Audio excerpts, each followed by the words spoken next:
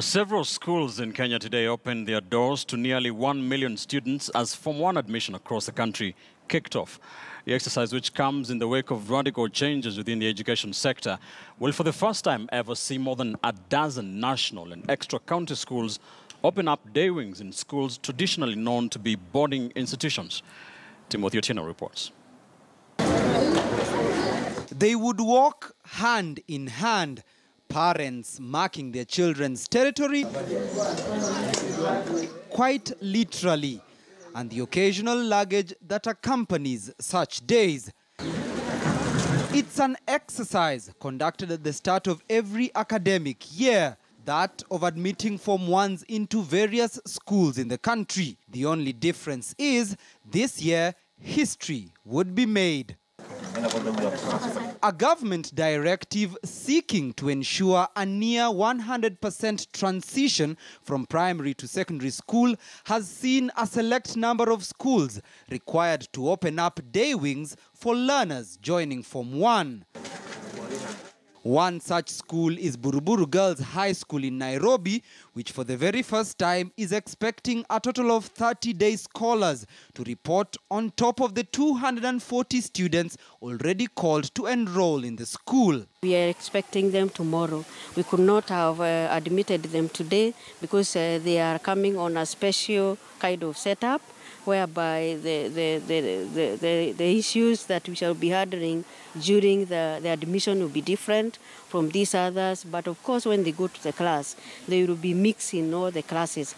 The school does admit that the influx of students will stretch the available resources the school has in place, but says the over 29 billion shillings in funds disbursed to all public schools will help mitigate the shortcomings. As far as fees is concerned, the government has paid about 22,000 for them so that they can be able to access facilities like laboratory chemicals and tuition materials, lubricating and all that.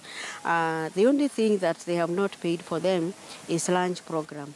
But Buruburu Girls is just one of the 19 schools selected by the Ministry of Education to kickstart the day wing. And not all schools, however, are willing to play to the same tune. Starehe Boys Center, another school selected to accommodate day scholars, will not do so, at least not yet. For us to be able to manage the character formation model that Starehe drives, we need to be able to take charge of the circumstances of these boys.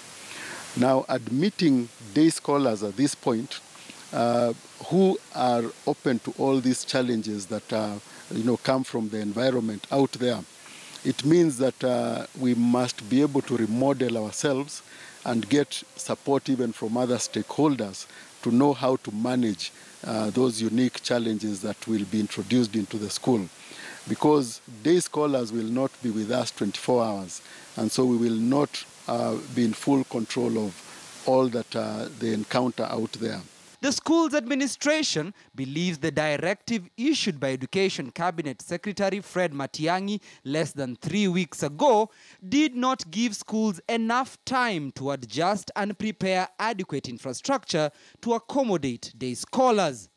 We are not saying no to taking day scholars, but we are saying we need a bit more interaction with the stakeholders, including the government and others, to see what kind of additional support that they can offer to us so that we are able to manage these unique circumstances that the day scholars would encounter, so that we don't dilute the quality of education and character building that we enforce in the school. Some parents have, however, welcomed the move to enhance transition from primary to secondary. Hiyo day naona kama wamesaidia wazazi wengi, maana wengine walikuwa wanashindwa kukuja kwa shule nzuri kwa sababu ya boarding fee. The admission also comes at a time when Treasury has increased the student capitation from 12,870 shillings annually to 22,844 shillings per student. This as part of government's effort to introduce free day secondary education in all public schools. Already, schools have received the government-sponsored textbooks needed to begin the new education curriculum, even as radical reforms continue to take shape within the education sector. Timothy Otieno, KTN News.